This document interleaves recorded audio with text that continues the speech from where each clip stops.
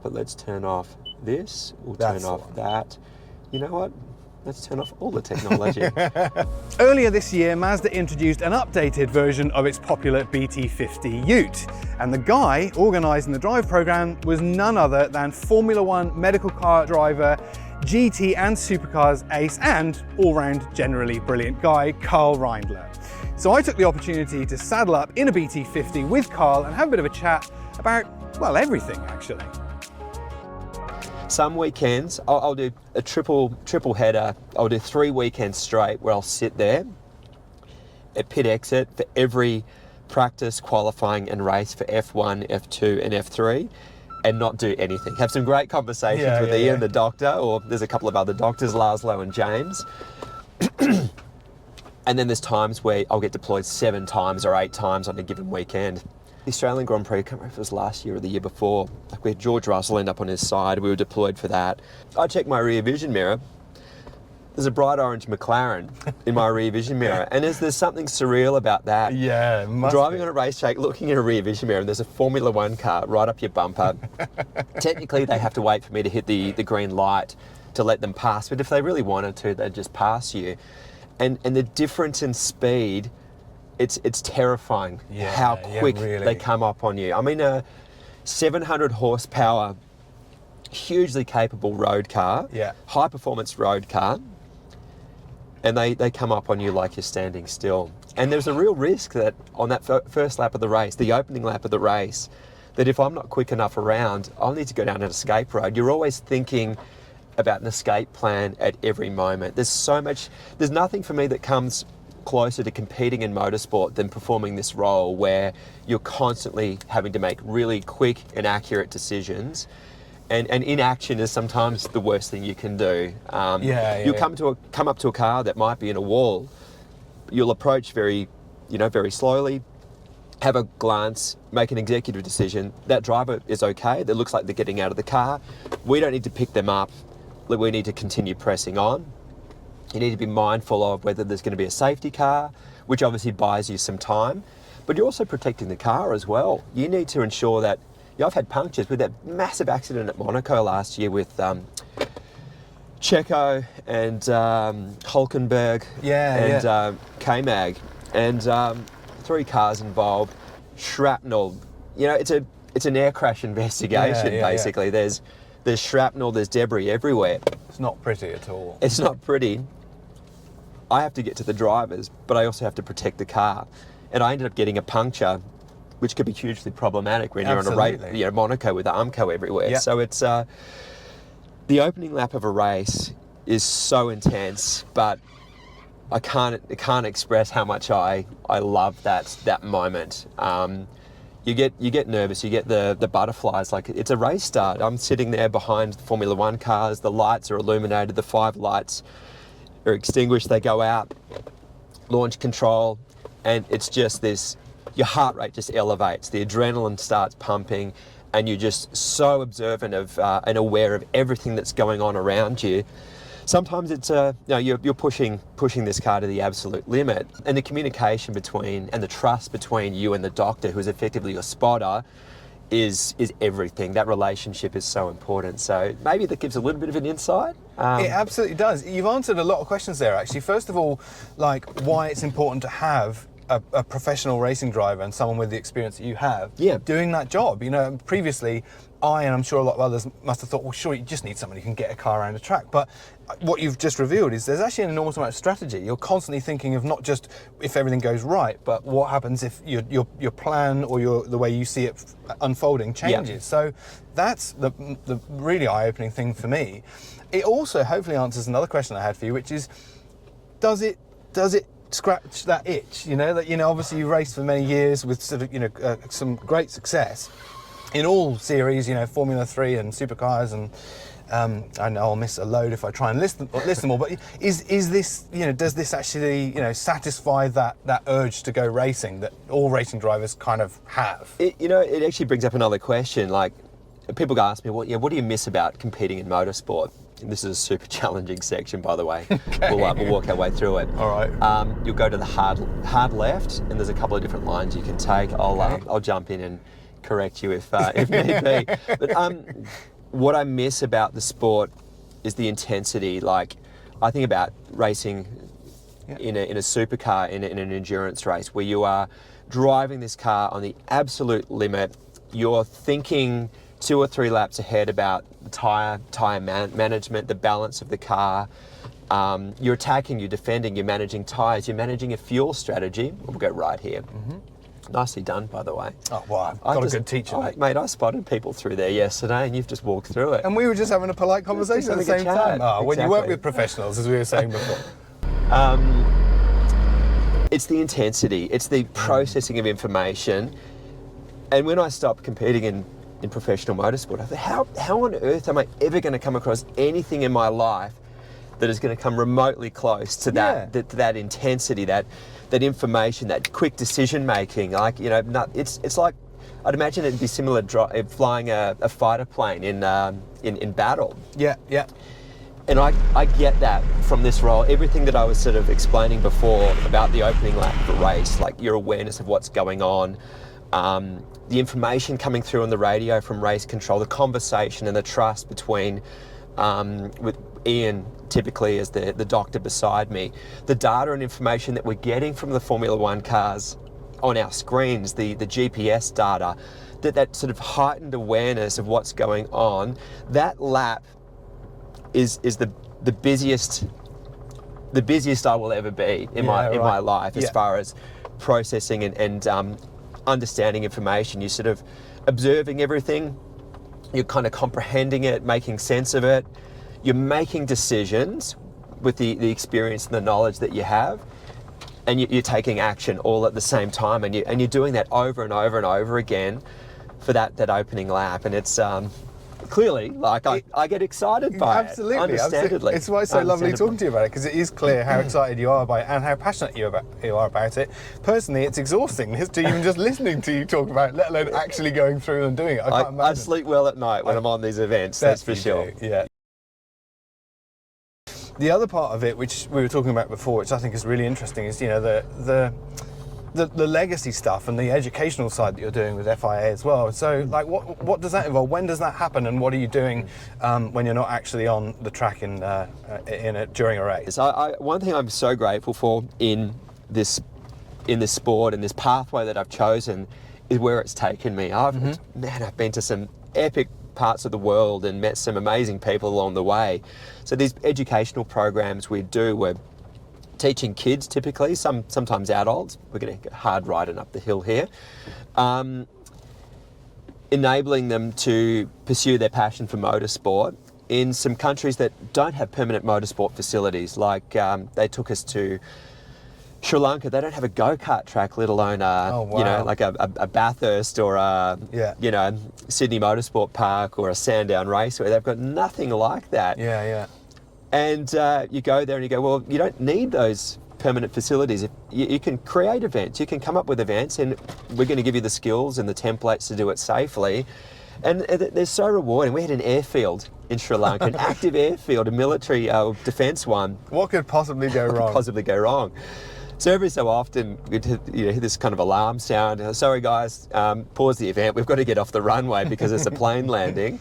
But we'd enable these guys to, we'd give them templates for risk and safety management, and allow them to pursue, create events and pursue their sport. That's so cool. Car maintenance and just general kind of safety, taking their own personal safety seriously, like, simple things that we take for granted, like seat belts and things like that, helmets in cars. In some of those places, it's not a consideration. It's not part of their culture sometimes. Wow, it's hard to imagine.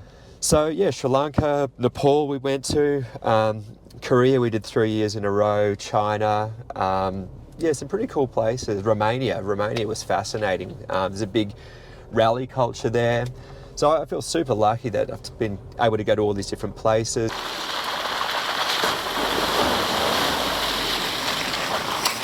I think what the wonderful thing about motorsport is it brings a lot of eyes on one place at one time. that can be an amazing channel, a great conduit to put that attention on something else. Yeah. And another good example, in addition to what you've just been talking about, is what Molly was doing in Extreme E and will continue doing in Extreme H. 100%. As you go to these places that have been impacted by climate change and various other human activities, and then to do the legacy activities while you're there, because you've got the eyes of the world on you, and then say, okay, well, that's not just motorsport we're doing here. Now let's look at something else. It can be an amazing tool for education. Yeah, absolutely. There's a hugely positive impact by having these events there. I think like the Extreme E stuff that you mentioned with Molly, I mean, it's awesome. Some of the activities and shining a light on certain topics, I think, as well is important. I think Formula One maybe less so, but it still happens. It still takes place, and it does inspire people. Sport absolutely plays an important role, whether it's the sport that we know and love in motorsport. I think the role of sport in society and our culture is massive. So what's next for you then? You've got you're in the country for now, but then you're back overseas to next round soon. So juggling my time in Australia, in Melbourne, running a business here with my business partner Kim. Infinite Road is what it's called. So we're on an event at the moment, delivering this press launch. It's an automotive solutions consultancy business. So. That's what I do when I'm back here in Australia, running all sorts of events with some amazing brands and clients. We have a lot of fun, like this out here in the forest. Better than a real job. Yeah, better than a real job sometimes. There's mundane components to it. You're sitting at the desk writing up risk assessments and emergency management plans and things like that, but it's just a bit of a juggle. So next for me, Australian Grand Prix is very fast approaching. Yeah, there's something special about the home Grand Prix. I live 12 minutes from Albert Park.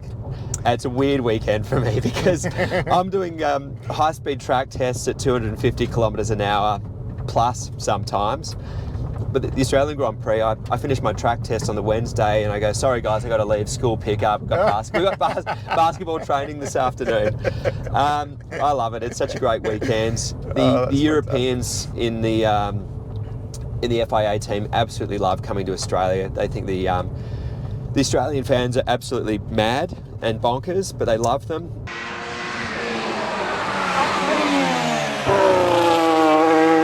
I love how we managed to talk about, high performance cars and racing and going off-road in a car like this and how the safety of these things actually goes on to have benefits in both motorsport, and it comes back around again. It's this cyclical process. The thing that I'm really keen to talk about is, how road safety and keeping people safe on the roads and education is so frequently not about slowing down. It's about, being responsible and attitude. Attitude is such an important thing, and whether it be going, off-road in the beautiful countryside like this or high speeds like you do, it often comes down to just knowing you're doing the right thing or not, and your attitude to other people and road users on the road around you. It's a great topic, and how long do we have? Probably not long enough, even if I'm just talking to myself. I agree with that, and I see it a lot in Australia where people are behind the wheel, but they're a passenger in their own vehicle. They lack that awareness of what's going on, and being a passenger. And then there's the topic around distractions in this day and age, mobile phones and the like, but even infotainment systems and having access to music. Back in the day, you could tune the radio up. You didn't have these big, beautiful infotainment screens that we have, so we're more distracted than we've ever been. And look, we focus, we home in on the speed part of it because that's it's quantifiable. But I, like you, feel that there's so much more to it. It is an attitude. It is making a conscious decision in being the driver of the car, not being a passenger, having awareness, being respectful of other people on the roads as well, being courteous. Such a key word, absolutely, yeah. There's so many little things that could be done better, but then I want to be optimistic, and that's what I loved about these programs that we did overseas. And there is a correlation, I think, between motorsport, the high performance part of driving a vehicle, and then the road safety side of things. And there was crossover with what the FIA was doing in their action for road safety.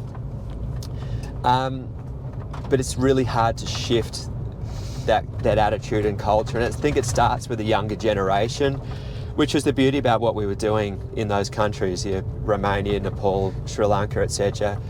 You're inspiring these people, these young people regarding motorsport, but you're also giving them, you're challenging them. You're making them think about the way that they go about it, as well as giving them some skill sets as well. So you can, over time, shift that culture a little bit, but it's so much easier if you get to them when they're young. Because if you don't get to them with your good education, they're going to learn habits and be educated by perhaps the wrong channels. So being able to get to people as young drivers and young racers is so much easier of changing the culture, which, Australia is one of the best. We hear about road toll in the news all the time, which may lead people to think that Australia is incredibly dangerous, but it's one of the safest countries in the world for road toll and road safety. But, the media like to lean on these figures of how road toll has gone up in the last year, and even when you apply sort of population growth, it's still, per capita, it's going up. To me, that says we're not doing the right thing to lower road toll. Something's broken. Exactly. You look at that and you think, hang on a second, the cars have never been safer. Yeah. The technology in these cars is remarkable, what these things can do, and, auto emergency braking, it's things that are standard in every car now. Your active cruise control, all these safety features, these proactive features, but these reactive technologies as well. But the road toll keeps going up. To me, it just points to, hang on, we're going about this the wrong way. Something needs to change. If we just keep trying to lower speed limits, penalise people more, install more speed cameras, and the road toll is still going up, to me that says that strategy isn't working. I get so frustrated by it. It's and I think we're doing a respectable job, like you say. Our road toll here, the perfect example, I mentioned Sri Lanka. The population of Sri Lanka is almost identical to Australia. It's around that 25 million mark, give or take. Yep. Their road toll, and this is just what's quoted in what's documented. So it might not be the full plenty figure. that gets swept under the carpet, I'm sure. Yeah. It's tenfold that of Australia. They have 10 times the number of. So I go to a place like that and I think, well, I think we can genuinely drive change and make a difference in a place like that. Yeah. In Australia, you can make a difference. I think you can reduce the road toll, but we're focusing on the wrong things. I'm so sure of it. We are doing a good job, but we just got to shift the focus to attitude, being respectful, being aware, and being a driver, not a passenger. Absolutely. And talking to the wrong people, getting the right sources of information. I really like it when people are brought in from the motorsport world to talk about road safety, because I think that a lot of the time legislation is made by talking to the wrong people, people who really don't have any experience of what's the difference between a good or a bad driver. And so, when talking to people like you, I think is absolutely a step in the right direction. And, educational programs, the thing that really frustrates me is when you talk about defensive driving programs, and often a counter to that is it encourages hooning behaviour and it encourages irresponsible. I've never seen a single shred of evidence that suggests that's true, but completely the opposite. I have tons and tons of accounts and good examples where people come away from these defensive driving courses with a whole better understanding of how to be a better driver and the things that the problems they may have run into if they hadn't done it. So talking to people like you, better education, getting to people while they're young, we can make a big difference. It's difficult, as there's an analogy to, like when you're on the racetrack and you're trying to find that final tenth of a second. Yep. When you have such a low road toll in Australia, taking a small number to even smaller numbers is really difficult. But when you're talking about these terrible countries where there's such a huge number of people losing their lives every year on the road, you can make a big dent in that number. But in Australia it's difficult, but I still think there's room for improvement. The example I give is the first time you experience a challenging situation on the road where you might potentially lose control of a car or throw it into a slide unintentionally is the most critical moment. It's not a requirement for anyone to go and put themselves into that situation and learn the skills needed to actually, negotiate that situation properly. There's this connotation of, learning how to manage a slide with hooning. No, it's a valuable skill set that you need to learn. You have to. You don't want to be the first time that you get into a slide and you've got gum trees around you the first time that you encounter that situation to be in that critical moment. You want to be able to practice it and understand that you don't have to panic in that situation. There is a way through it. So yeah, there's things that we need to challenge and look at better. I think the quality of I think is it 150 hours now, off the top of my head. Yeah. It's a lot of hours. But is it the right hours? 150 hours of getting bad habits into people. Yeah. You'd be better off doing 0 hours and just going out and learning for yourself, learning better habits. When I got my license, I was required to have 25 hours at the time, which seemed like a lot at the time. But I went to a proper instructor before I went for my license tests. I did 2 or 3. I was driving cars from the age of 6 years old.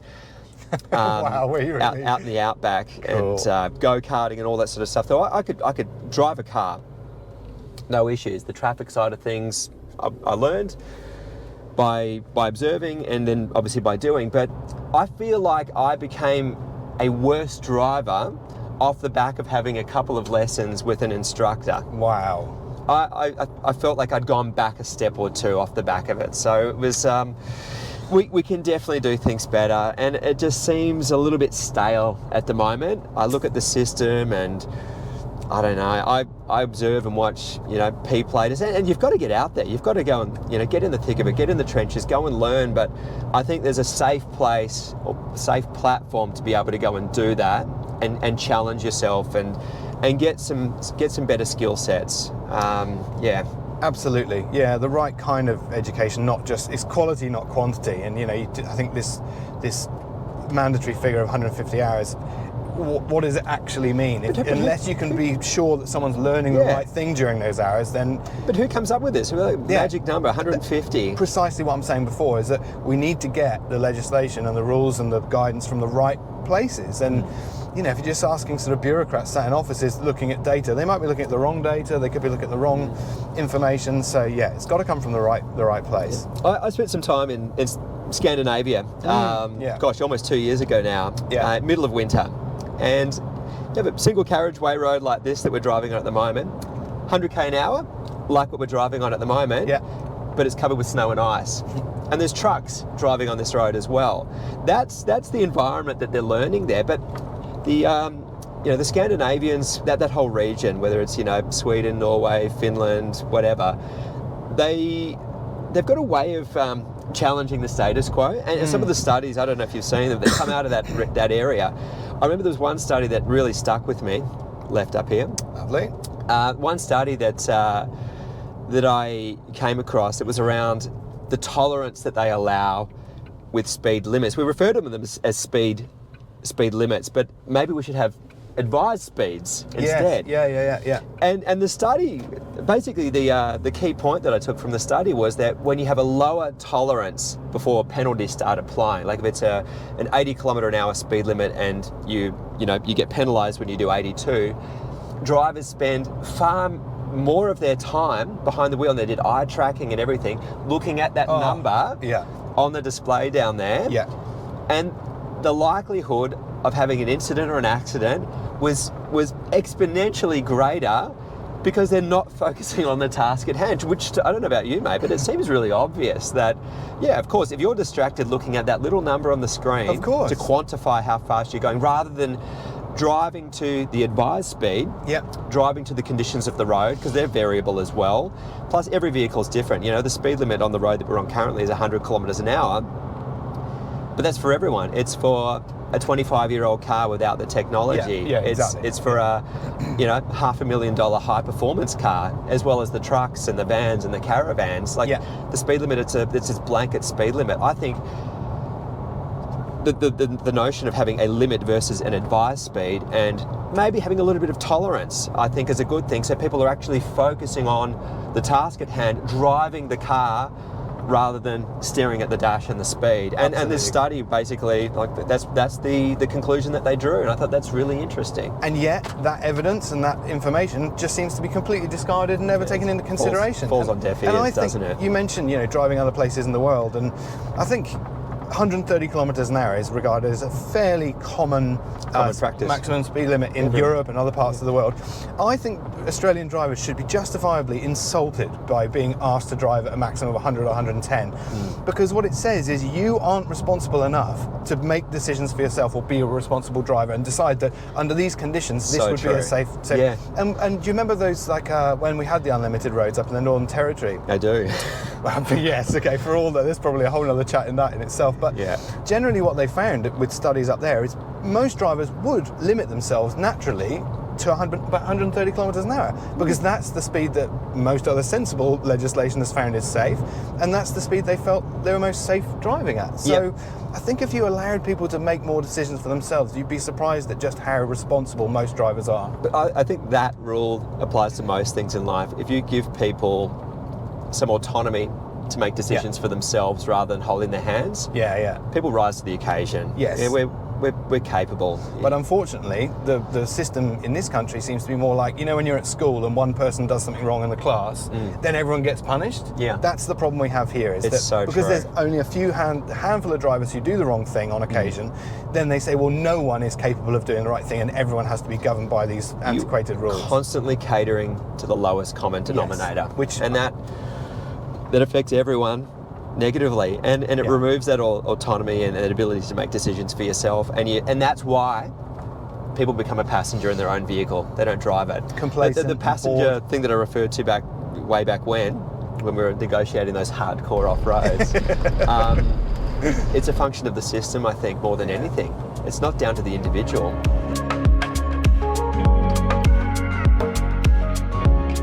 So anyway, there we go. We've solved all the problems of the world. All we need is just someone to pay attention now, isn't it? Exactly. Excellent. Well, thank you for taking just a short time out of your incredibly busy schedule to help me not crash a BT-50 in the Victorian countryside. You walked through that effortless. Of course it was the car and the teacher all along. It was a lot of fun.